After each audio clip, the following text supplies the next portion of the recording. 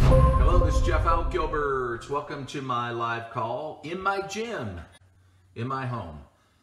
And it comes with a question: how to get customers involved in your business. And for those of you that do not know me, I've been involved in network marketing 40 years. I share a lot of what I've learned in my journey on these live calls.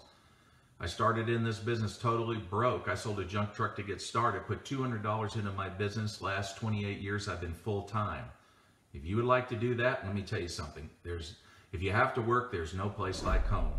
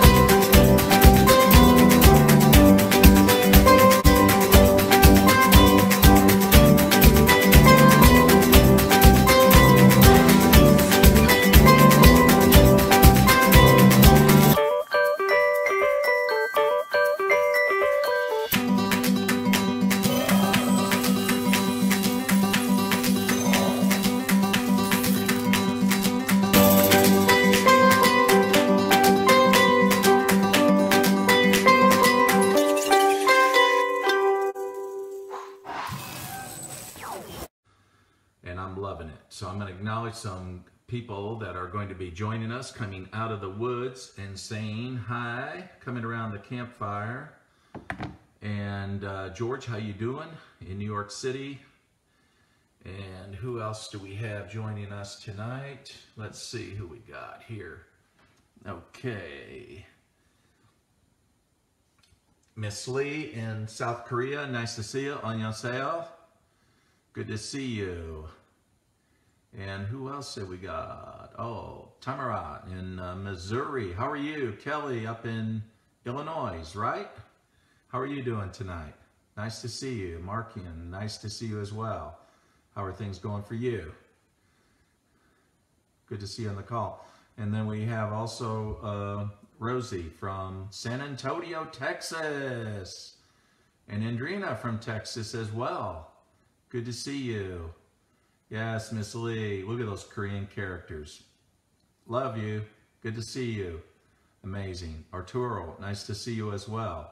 Tamara says, cold. It's cold, man. You can see me now. I'm in my shorts. Veronica in Arkansas. Nice to see you. Alinea in Tennessee. How are you? Yeah, Marky, and he's in Colorado, so he's probably cold too. Howard in Canada, he's definitely cold. He's further north. Mary, good to see you in the Philippines. She's not cold if she's in the Philippines. She's warm. Hey, John in Baltimore, good to see you. And Elsia, good to see you as well in the Philippines. Good morning in the Philippines. Tamara says, I need to move south.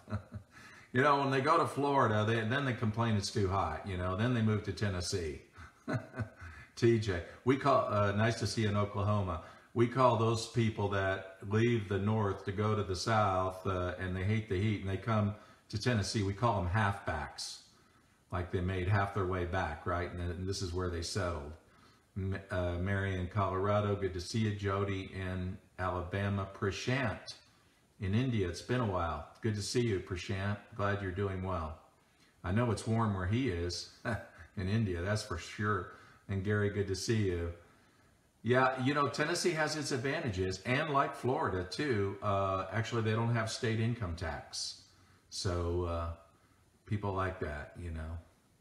And matter of fact, Tennessee's very low on property taxes as well. So it's a good state to be in for that. Emmeline Utesi in the Philippines.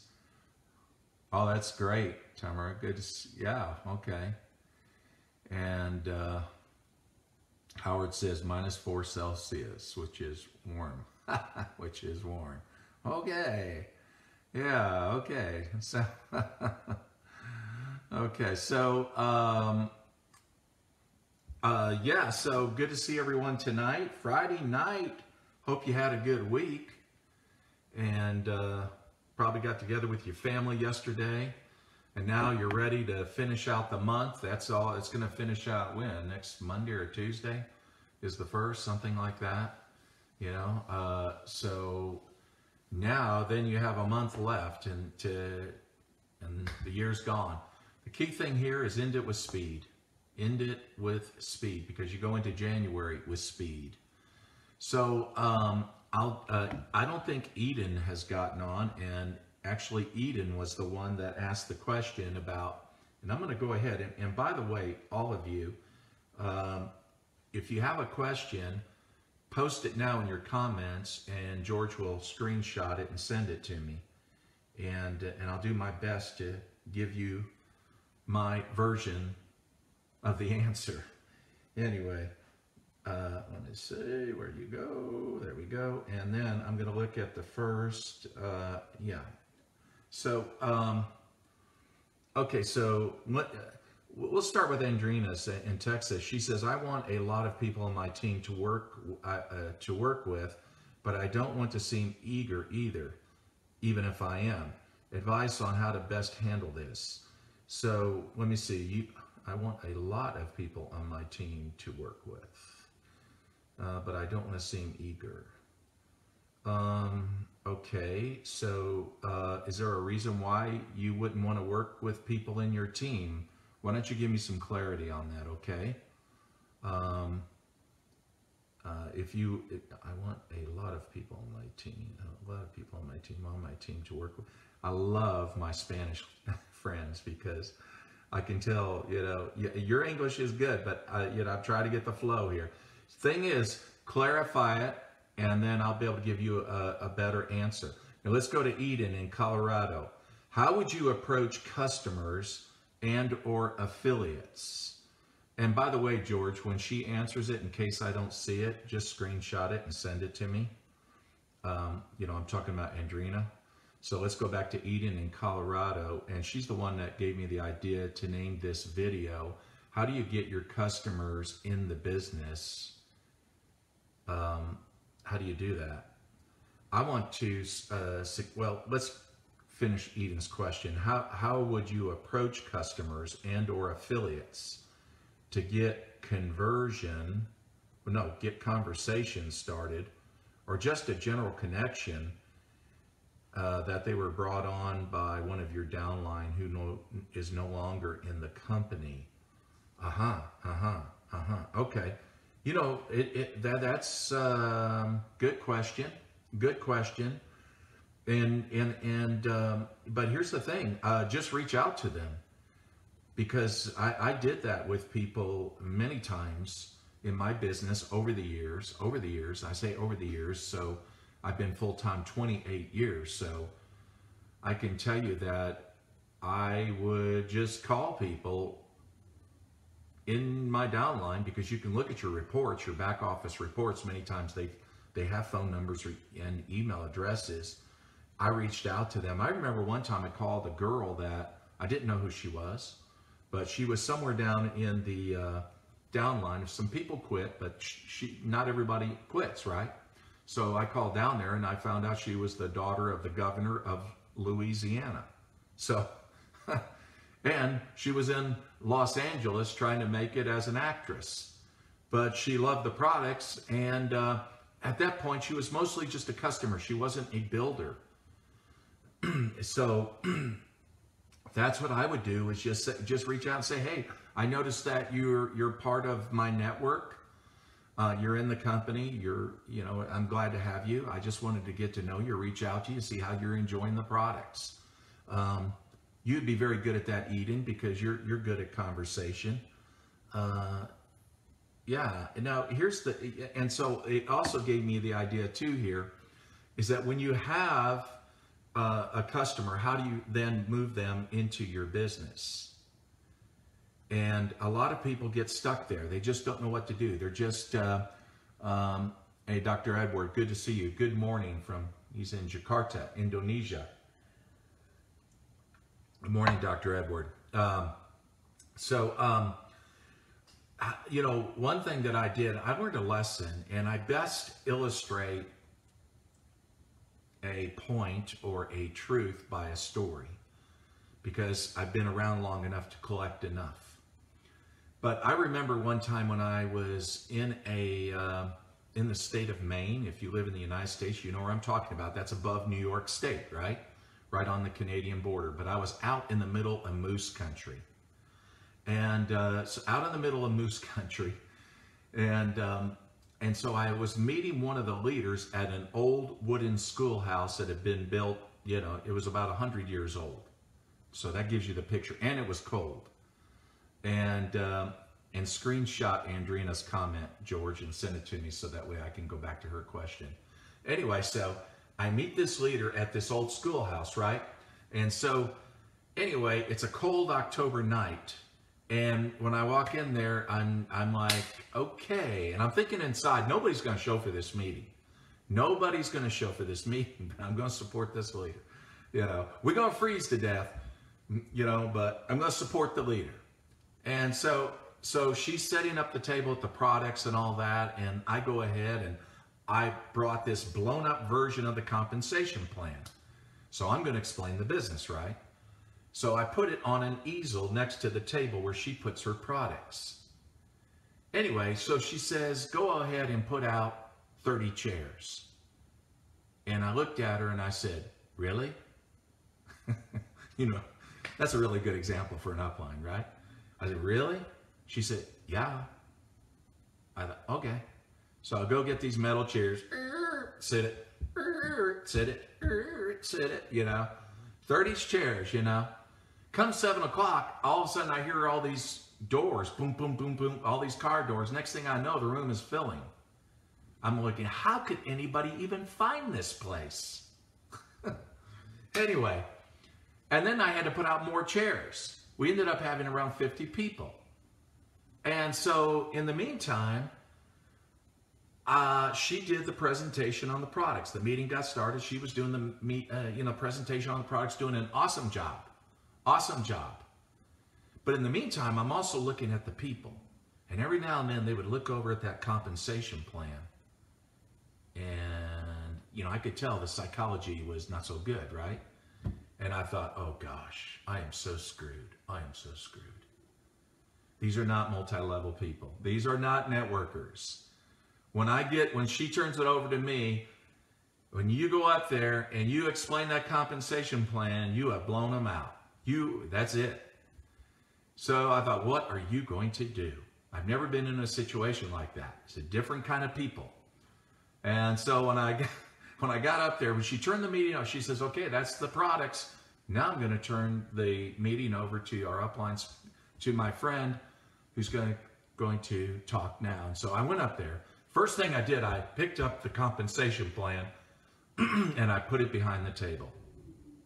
I wanted to get that. Oh, that can't be, that's crazy.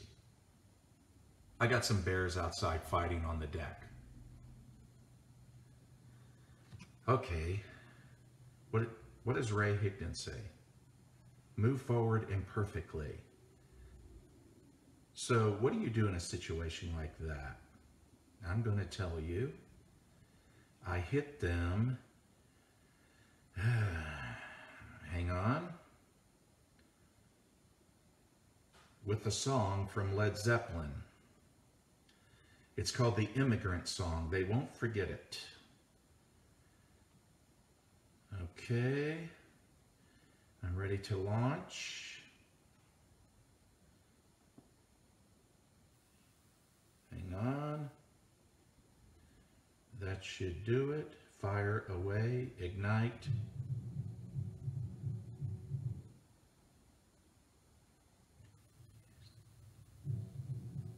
That should do it. The outdoor speakers are going nuts. You should hear this. This is totally crazy. If you want to see something here, you won't see the bears, but because they're freaking out. this is what I do when I get that kind of situation.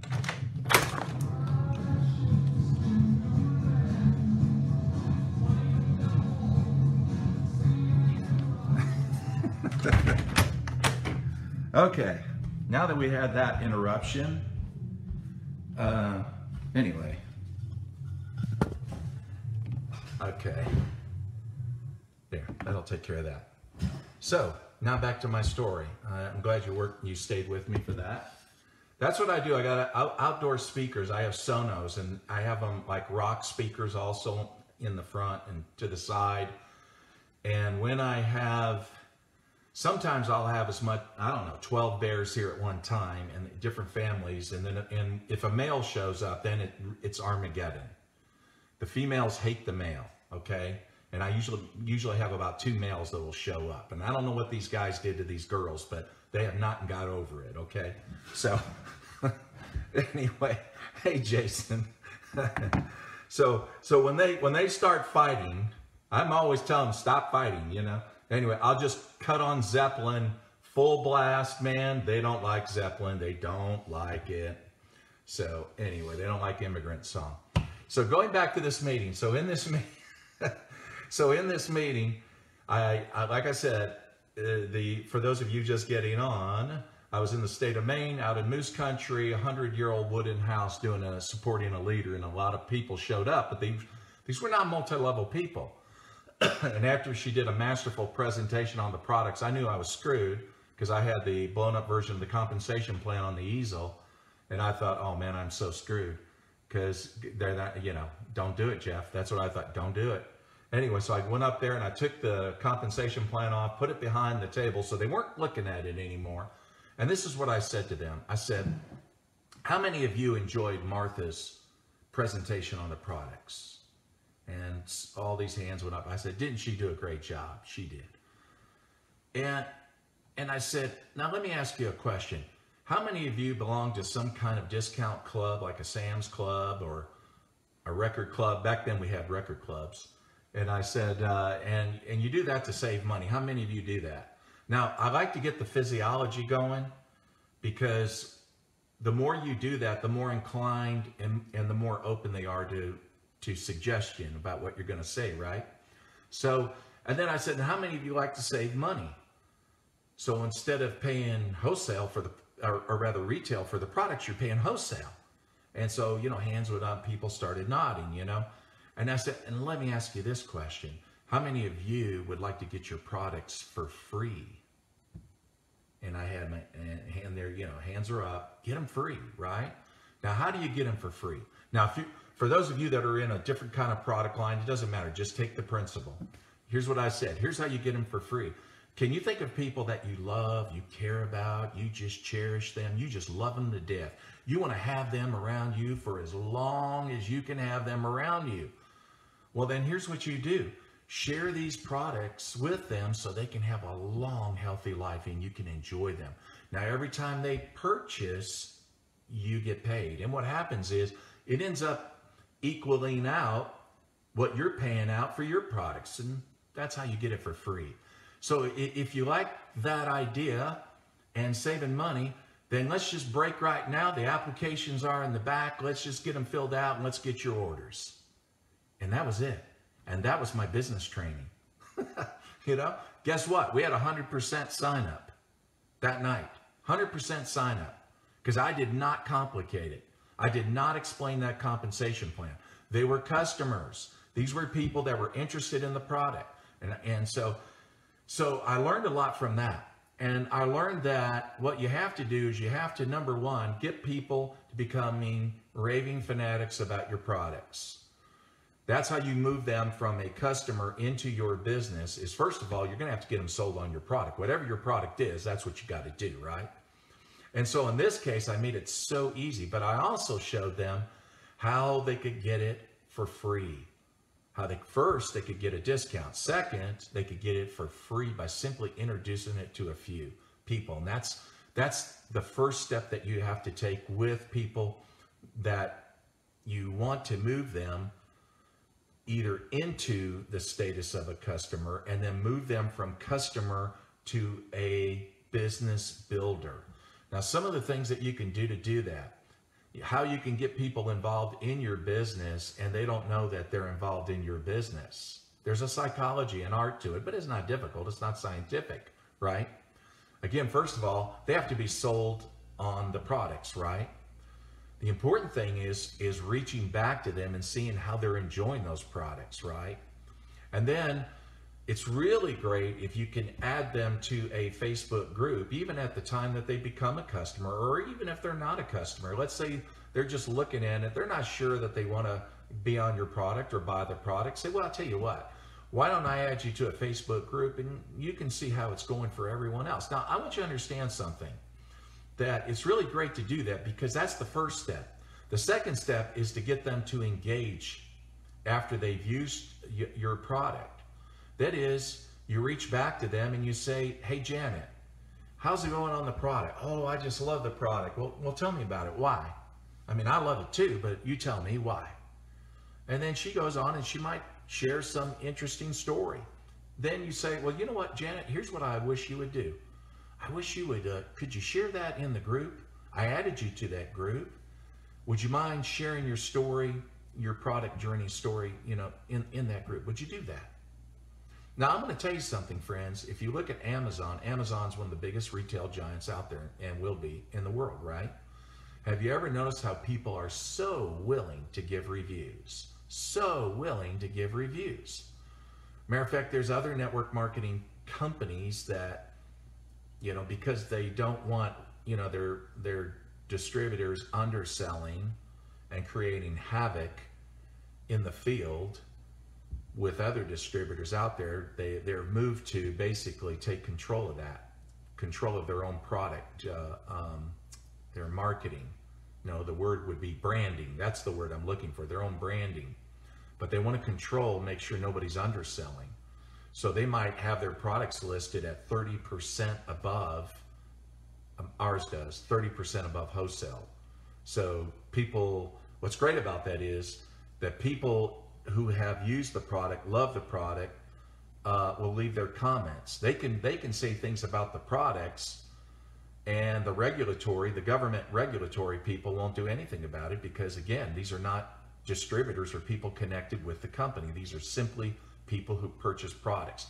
Those reviews are very powerful, and it's a powerful tool. Not to get confused on this, but what I'm trying to point out is the fact that reviews and people that share their experiences is very powerful. And if they'll do that on Amazon, you can move a customer to do that in your Facebook group. And then you're moving them toward what? Toward just sharing their experience. And then, again, going back to my illustration in the state of Maine, what I did that night, I said, all you got to do is share it with a few and your products are free. That's the next step. The next step is to get them to do that. Say, hey, there's probably people that you care about, love, you want to have them around for a lifetime. Share it with them. When they purchase, you get paid and your products are free. Now, if you're into hair colors or whatever your product line, skincare, whatever it is, just take the principle and run with the principle. But I found that when you get people, it's like what Jesus said, out of the heart's abundance, the mouth speaks, okay? When you get them sharing their experiences with others, that's most important because that's coming from the heart. And then from that point forward, it's easier, much easier to nudge them, say, you could be getting your products for free if you just share them with people, And then here's the thing, even if they're making $50, I don't care. If they get a $50 deposit in their bank account from your company, they're thinking, wow, it wasn't too hard. If I can make 50, I could probably make 200. That's it. Then once they're moving that direction, once they're earning, once you have them at about $500 a month, you've got them locked in. That is the locked in point right there, $500. So now I'm going to go to, let me see. That was crazy about the Bears, wasn't it? If you want to know more about that, don't just look at my page, look at my wife's page. But I put out a post the other day, maybe it was yesterday. Yeah, I had a mother and 3 bears in my yard. They were beautiful. Oh my gosh, their fur is so shiny and healthy and beautiful. But now I'm going to go to, now again, if you got a question, post it in your comments here, and then I'll do my best to answer your question. And so going back to Andrina, because I don't want her to, she always comes up with good questions. I want a lot of people to join me, but I don't want to look eager for them to join. Okay, well then that's good, because that's posture, isn't it? That's posture. Posture is very important. You don't want to have hungry eyes. And there's something good about that, because if you're hungry and they join you, they're going to expect you to do everything. And you don't want that. You want this to be a win-win. You want them to join for their reasons, not your reasons, right? And so thanks for the clarity on that. I'm so glad you did that. But that's good for you. And really, Andrina, when you have that approach, it tells them, first of all, you're not desperate. You don't want to come across desperate. You look like a person that has a lot going on for yourself, which is very important. You're confident. When you're confident and you have that kind of posture, people wonder why. They're curious. And so that's a good thing. Like, let me illustrate it. Again, another point. I always illustrate it by a story.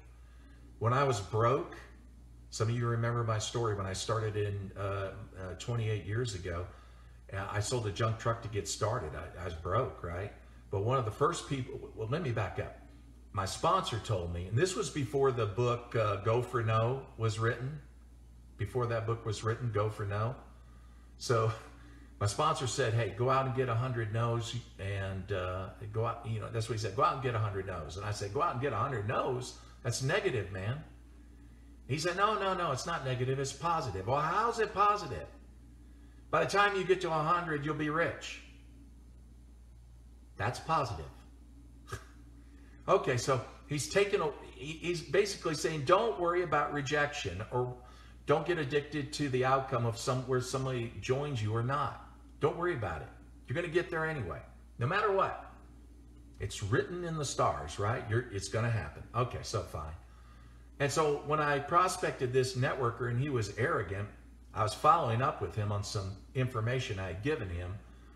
I remember him saying to me, he said, well, if you think I'm your guy that's going to make you rich. And I went, thank you. Thank you. He said, what? I said, thank you. I said, you need to understand, my sponsor said if I went out to get 100 no's, I'd be a very rich man. You put me that much closer. Thank you. And he said, well, I'm not really saying no. I mean, can you explain the product a little more to me? And I looked at my watch and I said, I have a little time. That's posture. That was me 28 years ago. So Andrina, that's the thing. I was broke. And yes, I wanted to sponsor that guy. But I did not want to come across needy or desperate. And that's the important thing, is that when people see that in you, that's the mark of a leader. Too bad we don't have more people like that in government.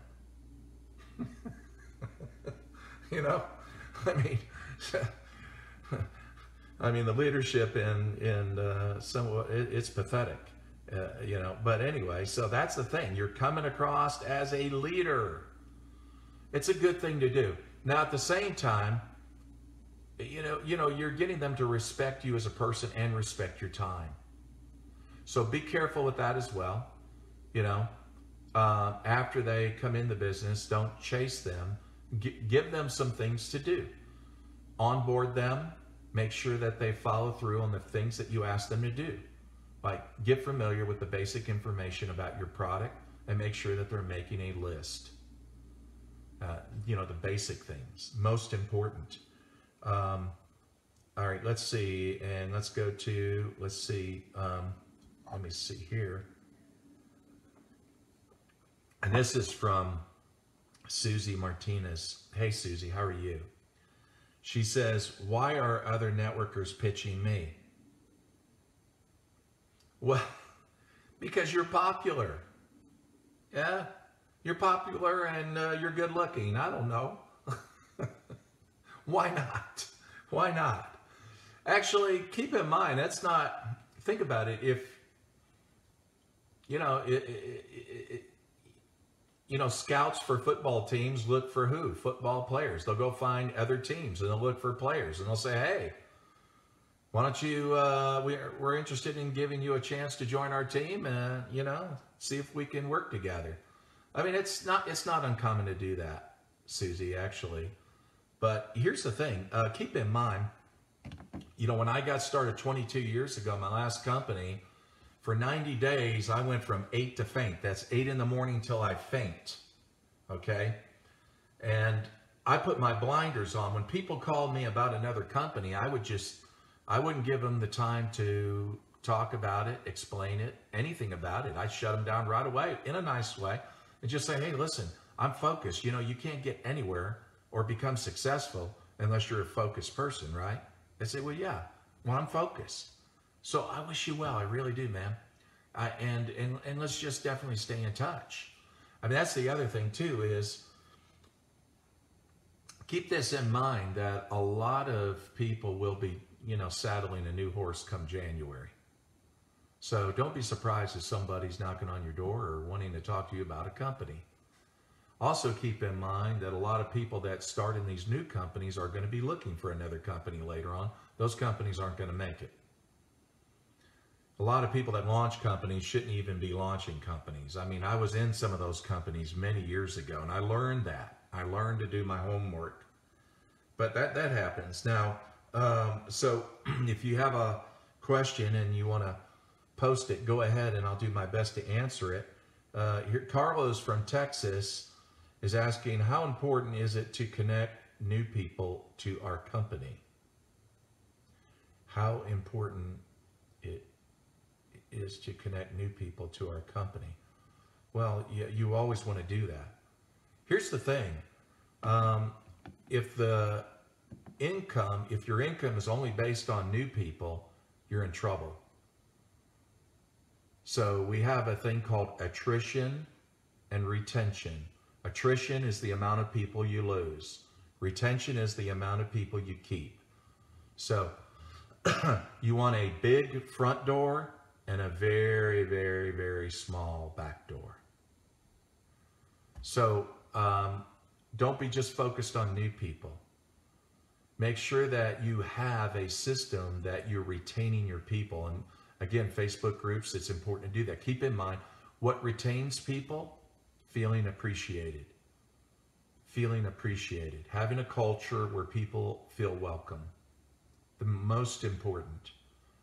And so if you have them in your Facebook group, you can recognize them for the smallest things, just if they prospected someone, if they prospected their first person, if they just got their first distributor or leader or affiliate, whatever you call them, if they just got their first $100, their first deposit from the company. We used to say with their first check, but few companies do checks, right? It's mostly they deposit in your bank account. So just having a fanatical culture of making people feel valued is most important. So it's not just about getting new people, but yes, sure, you want to get new people. If you have 100 people in your team, and if they all sponsor one, you got an additional one. You don't have 100, you have 200, right? So that's the whole idea. It's all about duplication. But what propels people to do that is if they're excited about your product, they're fanatic customer users, and you have a culture that values people. That's most important. It really is. So he clarifies this. How important is it to connect new people to a network marketing company? Well, it's the same thing. again, George, if you want to grow your business, you're going to have to connect them. But I want to tell you, you don't want to connect them to a company. You want to connect them to your team, to you. If people join you, they'll stay with you. If people join a company, that is, they're in your downline, but they join the company's not going to work with them. The company's not going to edify them so much. They might on some recognition, but what I'm saying is to feel appreciated and valued day in, day out, that's going to have to come from you. So we got another question here, and that is, let me see. So we're back to Susie Martinez. This is Susie's night. Hey, Susie. So when these networkers offer you friend requests, do you friend them? Sure. Sure you do. Hey, look at it this way. If you're a Christian, would you friend another Christian? I mean, okay, you're a networker, they're a networker. You're in different companies, right? Okay, I get that. Now, here's what you don't do, Susie. Make sure that when it comes to your friends in your network, make sure that's private, okay? Because you get some people in there and they have no ethics. They're in network marketing, but they have no ethics, and they go into your friend list, and then they say, aha, I bet you this is all her downline. You know, next thing you know, all those people are, hey, you want to look at a product and a new company, and, you know, that kind of thing. So make sure you protect your friend list. But sure, I mean, I would say that truthfully, in my friend network in Facebook, I would say that at least half are not in my company. They're in some other company. That's fine. I've got a lot of friends in other companies. A lot of friends in other companies. You know, here's the reality. The reality is that, you know,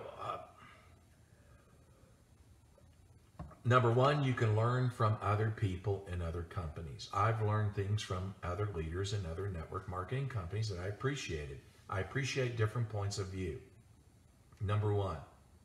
Number two, it's also reality that some companies don't stay in business. Or for whatever reason, sometimes their upline trashes them and they're thinking, okay, I can't change lines in my company, so I guess I'll have to change companies. Or they just fall out of love with their company for some reason. Who knows? But if you've done a very good job, Susie, building a relationship, they're thinking, you know what, maybe I should look at Susie's company. Maybe I should do that. And then on the other hand, Susie, if something happens to your company, God forbid, right? But you built a relationship with a person who you know is really going to take care of you and really go out of their way because she's just super awesome. You got a place to go. When you don't know where to go, that's a bad day. That's a real bad day. When you don't have an umbrella, right? And you're out in the rain, yeah, that's a bad day. So the thing about it is, I am connected to a lot of people in different companies, and we're friends, and something happened to my company, well, guess what? You know, they'd be very eager to take care of me. So, and it's the ones, you know, what's nice about that is the ones that you have the strongest relationship. That doesn't mean that that person has necessarily a high rank, but it's the one that you have the strongest relationship. They have the right culture. They have the right core values. That's the one you're going to go with. This happens all the time. You see that sometimes. I remember when Advocare, when the FTC shut down Advocare, and Advocare didn't have to shut down. They just, you know, it was a family that owned it. The owner was no longer alive, and the family members just didn't care, right? But, you know, and so it's like you had all these vultures, you know, just flying around like dead carcasses, you know, like all these people that were in Advocare. Hey, you know, and it's like, you know, and I'm laughing inside because here's the thing. Those people are going to only go with the people that they have bonded with in other companies over the years, that they've developed a relationship. They know that person. They know they have a safe place to go. Not a stranger that they don't know. So the thing about it is, that's all the more reason why that, again, we need to be social in social media. We need to create relationships, conversations with people. And yes, in other network marketing companies, it's totally fine. Totally fine. Now, let's see if there's anything else here. Oop. Yeah, okay. So, and thank you for that, Susie. Good questions. And here's from BB in Texas. I have some great friends who are in the same business. Most have asked me to join them in their business. I love them all and just feel a bit badly about not being able to join them. And I'm getting my emotions mixed up with what I should really be doing. What interests me the most? I have a problem with saying no. Well, that's because you're a good person, BB, and I get that. So the thing is, again, to restate that, she's friends with different people in different network marketing companies. They all want her to join in their companies. At the end of the day, BB, it's what you're going to be most passionate about. So what product are you most passionate about? But it's not just product. There are other factors to consider. My friend Richard Brooks, who I highly esteem, has many books out, and I was reading his books when 30 years ago, right? And I've talked to Richard about that, and I remember when he joined his last company, he would actually fly, and he sat down, with the principals in those different companies, but the one he went with was the one who had the best culture, and culture is, there's things you look for. Somebody could say they have culture and they have no culture, but this company had culture. It had the right culture for him. That was important to him. That is the values, the things that the company values. What do they publish out on their website or in their Facebook page or even the upline? What are their Facebook groups like, and what kind of culture is it? There's a lot to consider. So you have to consider all that, not just the product. And so the thing about it is, then once you make a decision, then you just let other people know. Now, having said that, there's nothing wrong with being a customer of a different people. I'm a customer of different friends of mine that are in network marketing companies, and I like their products because our company doesn't carry that particular product. So I like that product, right? So I'm a customer. So, and you think about that. Now think about this, because the FTC, the one thing that they want to see is more customers, right? And you hear that stressed in your company. If you're in whatever your company is, I don't care if it's wellness, whatever, if it's cosmetics, whatever, they want to see customers, right? Well, then why don't most people in these various network marketing companies, why don't they become customers of one another? Therefore, they're supporting one another. It makes sense to me. So here's the thing, but I'm a firm believer that you buy from yourself, okay? So if there's a product that you need and your company carries it, you should be buying from yourself. That only makes sense. It's like one of my leaders said, I don't care if they only buy toothpaste. If they need toothpaste, they need to buy it from us, right? Right. Okay, so the thing about it is buy from yourself first, but also if there's products out there that you like your company doesn't carry, and you got a friend in a network marketing company that carries it, why not be a customer of them? And then on the other hand, they may look at your product line and say, look, I'll find a product in your line that I can purchase and all that. And that way we're supporting one another, because our companies are always stressing, you need customers. It's sort of a conflict, isn't it? Because at the same time, they're telling you also build a business. We want to grow. Okay. But it's just one way that you can do it. And I think it's a great way to do it. Hopefully that was it. And you got enough value. Well, Christine says, I buy my own toothpaste. There you go. So, and I do too. So, great Friday night Q&A. Loved it.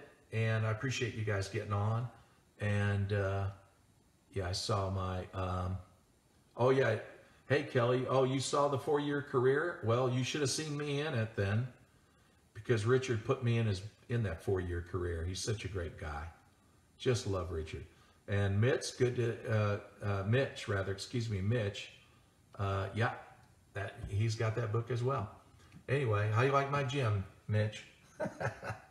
Anyway, just enjoy the workout tonight. So I appreciate you getting on. And George is reminding me, my book, Reaching the Peak, is on Amazon.